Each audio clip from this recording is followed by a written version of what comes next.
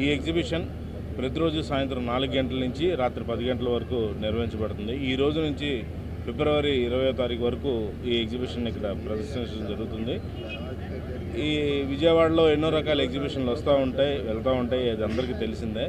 కానీ ఈ సంక్రాంతి హాలిడేస్ని మరికొంత వినూత్నంగా చేయడం కోసం అని చెప్పేసి ఫస్ట్ టైం సినీ ఎక్స్పో అనే ఎగ్జిబిషన్ని మన విజయవాడలో ప్రారంభించడం జరిగింది.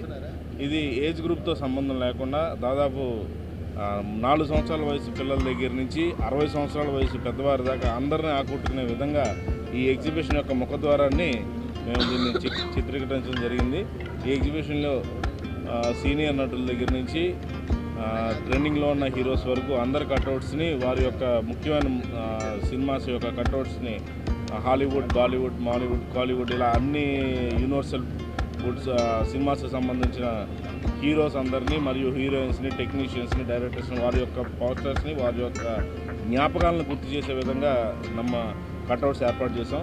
అంతేకాకుండా ప్రపంచంలో ఎంతో నెంబర్ 1గా నిలిచినటువంటి అవతార్ మూవీ, దాన్ని ఇంతవరకు ఎవరు బీట్ చేసింది లేదు. అలాంటి అవతార్ మూవీలో ఉన్న అవతార్ 1, 2, 3 ఇలా అన్ని పార్ట్స్లో ఉన్నటువంటి సినిమాలో ఉన్న అన్ని పార్ట్స్లో ఉన్నటువంటి ముఖ్యమైన సన్నివేశాలని, వాటి యొక్క ముఖ్యమైన దానిలో క్యారెక్టర్స్ అన్నింటిని కూడా ఇక్కడ మేము నమూనాస్ రూపంలో మినిచర్స్గా ఇక్కడ మేము ఏర్పాటు చేయడం జరిగింది.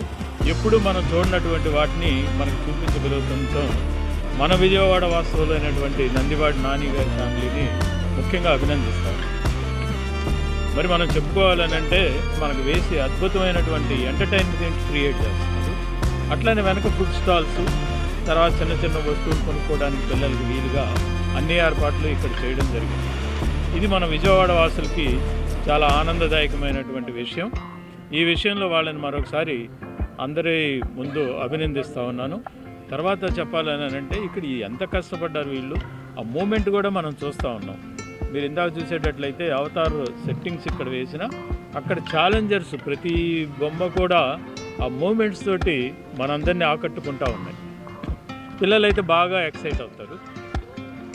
అట్లనే మనం పాత చిత్రాల్లో ఎన్ని తరాల నుంచి ఈ తరం వరకు ఉన్న వాళ్ళందరినీ కూడా అక్కడ ప్రాధాన్యత ఇచ్చి ఆ పోస్టర్లు అక్కడ వేయడం అనేది మనం మళ్ళా గుర్తు తెచ్చుకోవడానికి చాలా సౌలభ్యంగా ఏర్పాటు చేశారు, చాలా ఖచ్చితంగా ఏర్పాటు చేశారు.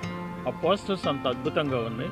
వాటన్నిటిని కూడా చూసి చాలా అబ్బురపడ్డాం మేము, చాలా సంతోషపడ్డాం మేము. రామారావు గారు కానీ ఇంకా ముఖ్యులు ఎందరో ఉన్నారు, వాళ్ళందరి ఫోటోలు పెట్టారు. అట్లనే అనేక మంది ప్రముఖులైనటువంటి డైరెక్టర్లు, సాంకేతిక నిపుణులు, 24 క్రాఫ్ట్స్లో అనుభవం ఉన్నటువంటి వాళ్ళ చిత్రాలు కూడా పెట్టడం ముదావరం. ఎక్కడైనా సరే ప్రపంచంలో మనం గమనించినట్టయితే ప్రపంచంలో ముఖ్యమైనటువంటి రెండే రెండు. ఒకటి ముందర మనకి ఆహారం కావాలి, తర్వాత రెండోది ఎంటర్టైన్మెంట్ కావాలి. ఏ ప్రజలైనా ఏ ప్రాంతవాసులైనా ప్రపంచవ్యాప్తంగా కావాల్సింది ప్రధానంగా ఈ రెండు మాత్రమే. ఆహారం కావాలి, తర్వాత ఎంటర్టైన్మెంట్ కావాలి. వీళ్ళు ఈ ఎగ్జిబిషన్ ద్వారా ఈ రెండు రకాలు మనకు అందిస్తున్నారు.